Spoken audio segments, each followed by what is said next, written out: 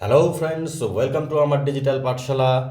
Public service commission clerkship examination 2023 অনুষ্ঠিত হয়েছিল 16 এবং 17 নভেম্বর 2024 সালে। 16-17 নভেম্বর যে অনুষ্ঠিত পরীক্ষা, সেই পরীক্ষার রেজাল্ট বের করলো।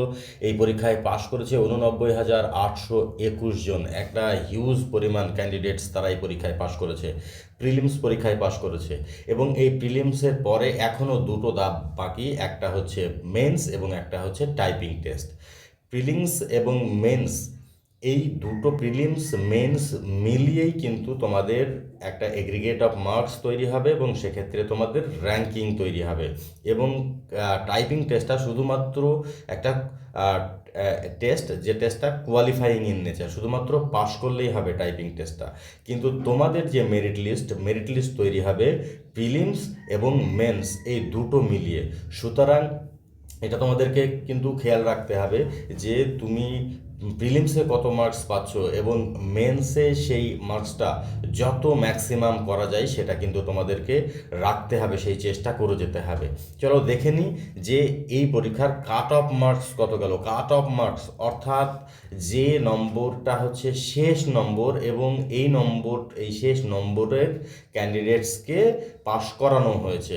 কারণ কম্পিটিটিভ পরীক্ষা হচ্ছে এমনই একটা পরীক্ষা যে পরীক্ষায় শুধুমাত্র টপ ক্যান্ডিডেটস এবং উপরের স্কোর করা ক্যান্ডিডেটসগুলোকে বেছে নেওয়া হয় এবং বাকিগুলোকে ছেঁটে দেওয়া হয়।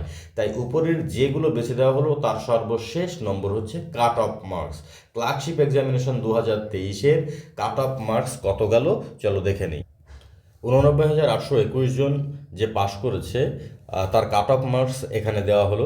জেনারেল ক্যান্ডিডেটসদের জন্য কাট অফ মার্কস গিয়েছে 49 নম্বর, ওবিসিদের জন্য 48 নম্বর গিয়েছে, ওবিসি ওবিসি বি এর জন্য 48 নম্বর, ওবিসি এসসিদের জন্য 47, এসটিদের জন্য 29, পিডব্লিউডি বিডি সংক্রান্ত এ -3.75, পিডব্লিউ বিডিবি -3.75, পিডব্লিউবিডি সি -2.75, পিডব্লিউবিডি ডি -23.5। এছাড়াও ex serviceman SM -2, SC ex serviceman -7.5, MSP -5, EWS 11.75, EWS X-Men 6.75। এগুলো হচ্ছে কাট অফ মার্কস। এই ক্যাটাগরি অনুযায়ী এই রকম যারা মার্কস বা এর উপরে যারা পেয়েছেন প্রত্যেকেই মেন্সের জন্য চান্স পেয়েছেন। তোমাদের প্রত্যেককে আবারও শুভেচ্ছা জানাই যে আগামীতে তোমাদের রেজাল্টটা অনেক অনেক ভালো হোক। এবং এই ভালো রেজাল্ট করতে গেলে মেন্সের জন্য কিছু কিছু বিষয় আমাদেরকে ফলো করতে হবে। চলো মেন্সে কি আছে তার আগে আমরা দেখে নিই লাস্ট যে পরীক্ষাটা হয়েছে সেই পরীক্ষার প্রশ্ন দিয়ে আমরা দেখে নেব মেন্সের জন্য কি কি থাকে। ক্লার্কশিপ মেন্সের জন্য দুটো সাবজেক্ট কনভেনশনাল টাইপের লিখতে হয়, লিখে করতে হবে। মাধ্যমিক মানের প্রশ্ন থাকবে বাংলা এবং ইংরেজিতে। কনভেনশনাল টাইপ প্রশ্ন থাকে বাংলা এবং ইংরেজিতে। এক্ষেত্রে প্রশ্নের মার্কস ডিভিশনটা এইরকম থাকে: 15, 15 + 15 + 20, অর্থাৎ 15, 15 এবং 20 নম্বর থাকে। চলো দেখে নিই যে আমাদের লাস্ট ইয়ার কী কী ছিল। লাস্ট ইয়ার এক্সামিনেশনে প্রশ্নে কী কী ছিল। একেবারে প্রথমে দেওয়া ছিল যে corona virus infection has been raising through country.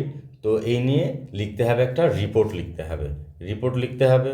তারপরে রিপোর্টের পরে তোমার দেওয়া থাকে, রিপোর্টে দুটো দেওয়া থাকে, সেক্ষেত্রে বেছে নিতে পারবে। যেক্ষেত্রে মার্কস হচ্ছে 15 মার্কস। এরপরে প্রেসিজ 15 মার্কস, এবং তারপরে থাকবে একটা ট্রান্সলেশনে থাকবে তোমাদের 20 মার্কস। ট্রান্সলেশনের ওয়েটেজটা কিন্তু অনেক বেশি। সেরকমভাবে ইংরেজিতেও যেরকম দেখলে সেরকম বাংলাতেও একই রকমভাবে বাংলাতে প্রতিবেদন লিখতে হবে 15 মার্কসের, আবার 15 মার্কসের সারাংশ লিখতে হবে এবং বাংলায় অনুবাদ করতে হবে 20 নম্বরের। তাহলে মোট 100 নম্বরের পরীক্ষা। এবার আমি আসি যে যাদের মার্কস একেবারে যারা কাট অফ মার্কস দিয়ে পাশ করেছেন তাদের মেন্সে কতটা পেলে নিশ্চিতভাবে তারা চাকরি পেতে পারবেন। দেখো, নিশ্চিতভাবে কোনো কিছু বলাটা অসম্ভব, তবুও বলা যায় যে মোটামুটিভাবে সম্ভাবনার দিক থেকে যদি এই ধরনের মার্কস যদি কেউ পায় তাহলে তার মোটামুটি চান্সেস আছে। মোটামুটি যারা একেবারে লোয়েস্ট কাট অফ মার্কস প্রিলিমসে অর্জন করেছেন তাদেরকে অন্তত অ্যাটলিস্ট 70% মার্কস মেন্সে পেতে হবে, এটা কিন্তু মাথায় রাখতে হবে। মেন্সে লেস মানে অ্যাটলিস্ট 70%, কমপক্ষে 70% মার্কস তাকে পেতেই হবে একেবারে ফাইনাল লিস্টে আসার জন্য বা টাইপিং টেস্টে ডাক পাওয়ার জন্য। থ্যাংক ইউ, দেখতে থাকো। আর আমার ডিজিটাল পাঠশালায় তোমাদের জন্য খুব শীঘ্রই মেন্সের অ্যান্সার রাইটিং কোর্স আসছে। যারা ইন্টারেস্টেড অবশ্যই আমাকে কমেন্ট করো বা আমার সঙ্গে যোগাযোগ করো। Thank you very much.